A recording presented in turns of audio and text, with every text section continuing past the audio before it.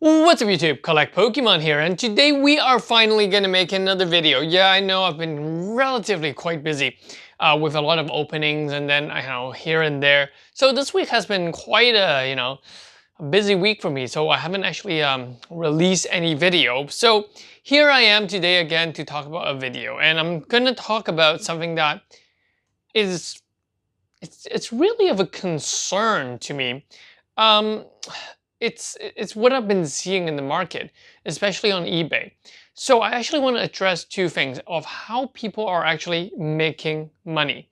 So these are ways that personally I don't really like these people making money like this, and I think that it's simply a flip, and it's something that I'm spotting a lot in the market.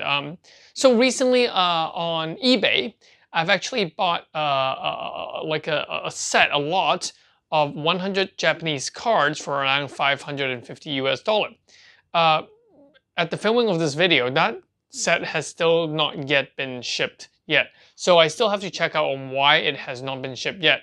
So with that said, the buyer, actually, no, the seller, the buyer was me. The seller told me one thing. The seller told me that I was asking for more photo, and the seller said that, oh, they can't provide me with more photo at this moment. And then later on, they realized that, oh, the set you bought was heavily defected, so they suggest me to, swap it with another set. There's a lot of these kind of issue where after you made a purchase on eBay, um, it's simply they just don't ship it out, or they tell you it's actually out of stock after you've purchased it. So, why are we seeing this, especially in a lot of the Japanese sale? What I've been spotting is that there are a lot of brokers, what we call Pokemon card brokers. Yeah, it's kind of funny to say that term, but a lot of them, a lot of Japanese, they sell on eBay through another seller, or the other. So it can come in two ways. Okay, it could be someone asking a guy who knows eBay to help them sell their stuff. So that I think is okay. I mean that happens all the time because not everyone is competent in English, or they might not know the inner workings of eBay, they might not have PayPal, all these sort of stuff. So I think those are fine. But what bothers me is a lot of the so-called broker, they don't even have the card, they don't own the card. So it could be a local Facebook group or something that has been selling that card, and it's been listed there for a while, and so that these broker would relist or take that picture and list it on eBay. And when there is an eBay purchase, they're going to talk to the owner of the card that they don't actually know and ask them, hey, do you still have the card? I want to buy it now at this price.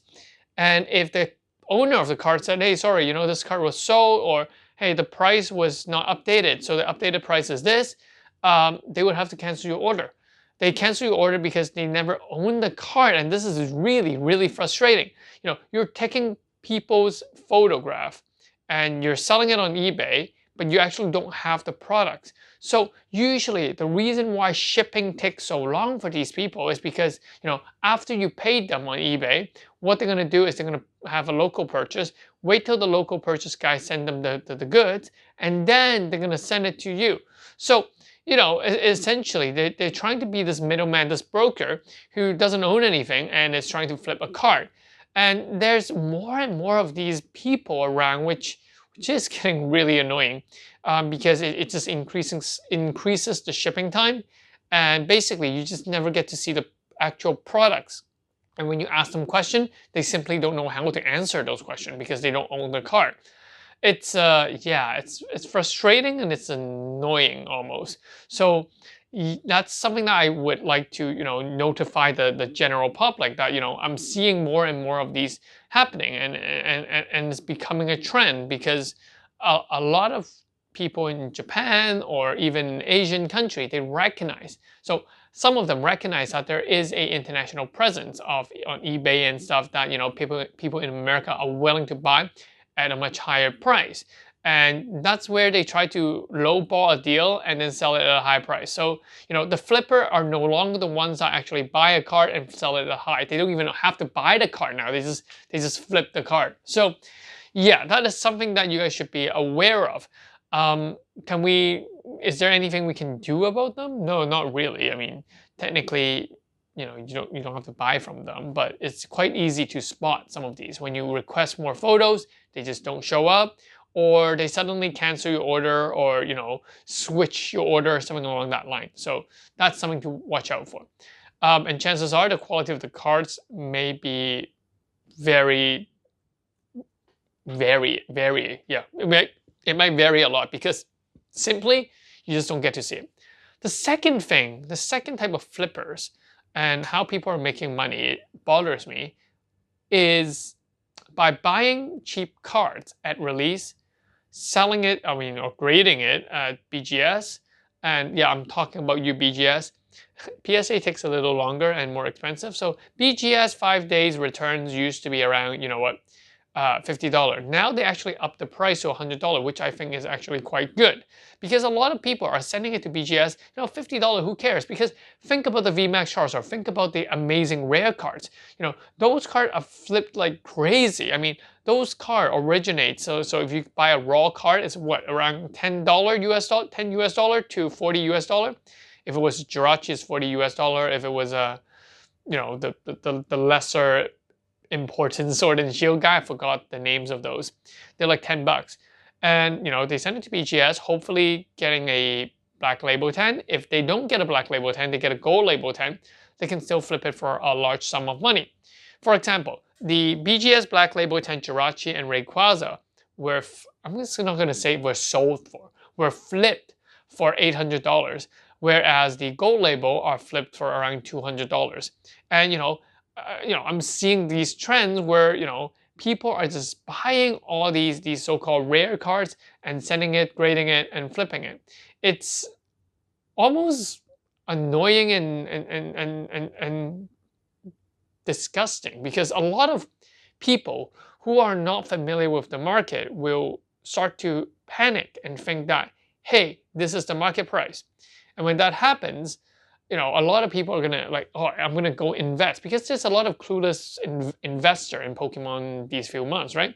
So they're gonna see the market, they're gonna see the price, and they're gonna say, oh, you know what? I must buy in, and I must buy in.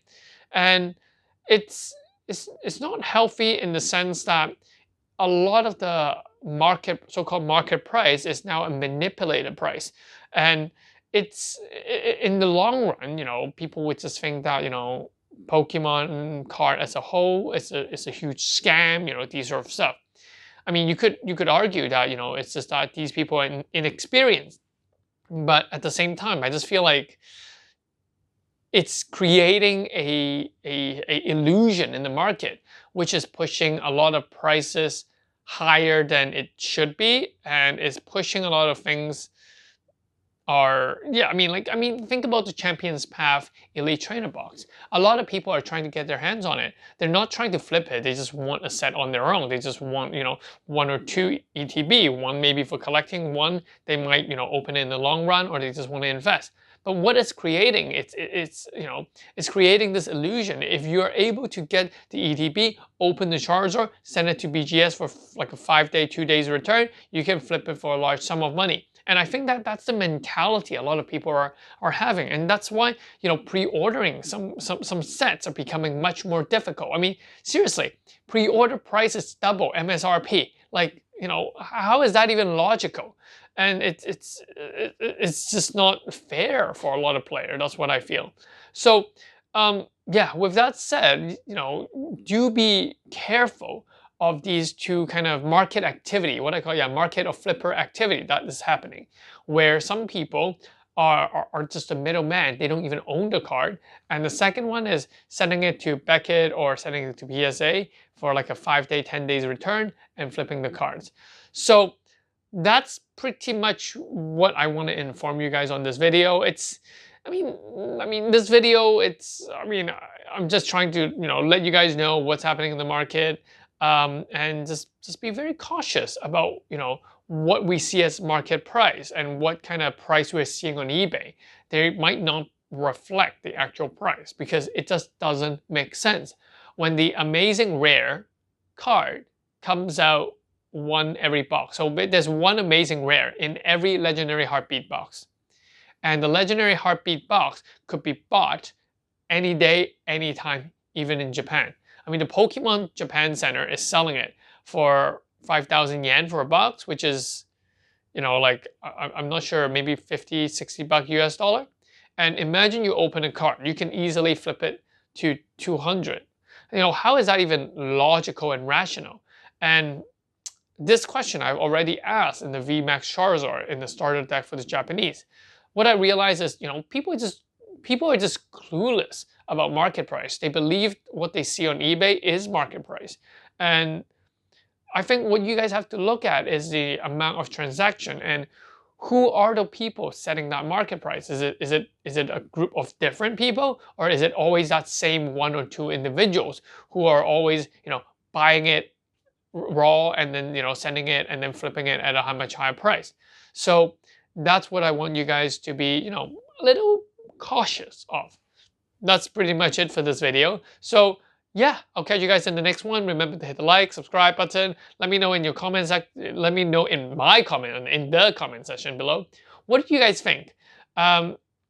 Is it good that BGS actually increases their price so that, you know, it's to stop or to increase the cost and to reduce these number of flippers?